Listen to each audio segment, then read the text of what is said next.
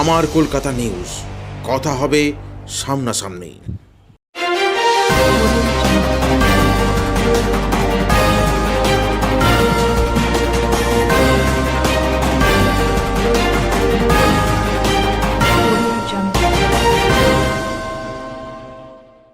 গত 18ই জানুয়ারি সন্ধ্যার সময় রিষড়ার হেস্টিং জুট মিলের কাছে গুলি চালানোর ঘটনায় মূল অভিযুক্ত প্রদ্যুমান সাউ গ্রেফতার বিহার পাটনা এলাকা থেকে।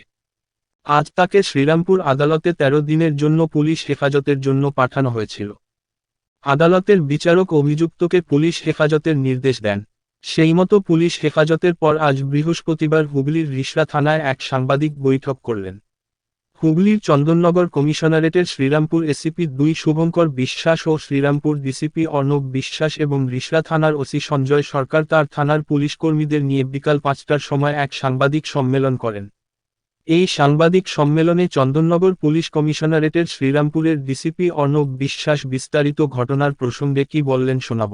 গত 18ই জানুয়ারি রিষড়া থানার আন্ডারে আমাদের থানায় একটা খবর আসে যে ওই গোসাইবাগান হেস্টিংস জুট মিলের যে পেছনের মাঠে একজন ইনজুর্ড হয়ে পড়ে আছে উইথ গানশট ইনজুরি।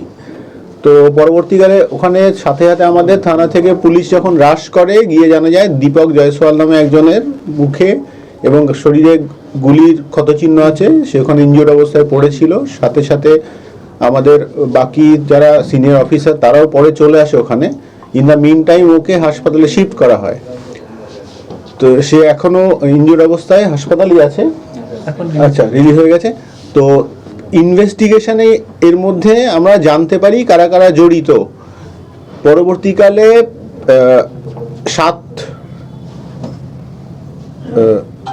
1 তারিখে মানে ফেব্রুয়ারি 1 তারিখে আমরা জয় রাম এলিয়াস মঞ্জয়, রোহিত কুমার সাউ এবং সুরজ, এদের 3 জনকে এরা ইনভলভ ছিল, এদেরকে অ্যারেস্ট করা হয়।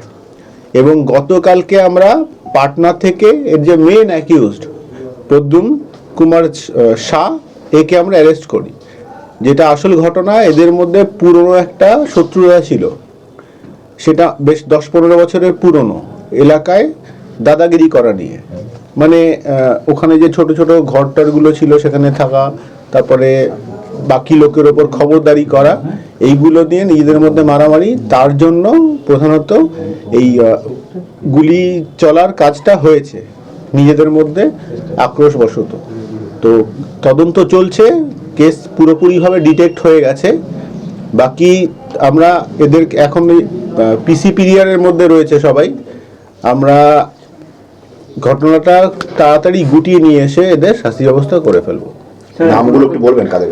নাম হচ্ছে গিয়ে অ্যারেস্ট যারা যারা হয়েছে, জয় কুমার রাম এলিয়াস মঞ্জয়, এর বাড়ি হচ্ছে বৈদ্যবাটি, রোহিত কুমার সাউ আর সুরজ কুমার সাউ, এদের বাড়ি রিষড়া, এবং প্রদ্যুম যে আছে এ রিষড়ারই এখানকারই আদি বাসিন্দা, কিন্তু একে মেরে ধরে তাড়িয়ে দিয়েছিল বলে এ পাটনায় ওখানে থাকতো আর খুব মাঝে মাঝে এখানটায় আসতো। স্যার, প্রদ্যুম সাউ তো আরো একটা মার্ডার কেসের আসামি ছিল, তারপর থেকে অধরা। হ্যাঁ, তারপরে আমরা ধরে ফেলেছি। ওর পেন্ডিং ছিল কোনো ওয়ারেন্ট পেন্ডিং আছে। আচ্ছা, ওর যে ওয়ারেন্ট পেন্ডিং আছে সেটাও আমাদের কাছে আছে, ওটাও আমরা নিয়ে পাঠিয়ে দেবো। স্যার, আর তদন্তে কি আরো আছে সেরকম পেয়েছে? আমরা তদন্ত এখনো চালাচ্ছি, তদন্তের স্বার্থে এখন এর বেশি কিছু বলা যাবে না, এটুকুই। কারণটা কি ছিল গুলি চালানোর? এই মারধর এবং নিজেদের মধ্যে দাদাগিরি। মানে এই যে দীপক কুমার জয়সওয়াল আছে, এ বিভিন্ন সময় এলাকায় একটু রাউডিজম করতো, সেটা এলাকার লোকজনও জানে। তার জন্য এই 4 জন বিভিন্ন সময়ের কাছে মার খেয়েছে, সেই রাগটাই মূলত ছিল। এরাই ছিল না, এর সাথে অন্য আরো কেউ? আমরা ওইটা বললাম তো, তদন্তের স্বার্থে এখন এর বেশি কিছু বলবো না। আমরা 4 জনকে ধরে ফেলেছি, বাকি যদি কেউ জড়িত থাকে তাকে আমরা ধরে ফেলবো। স্যার, যখন গুলি চলেছিল কি কি ওয়েপন ইউজ হয়েছিল, and have you recovered the weapon or not?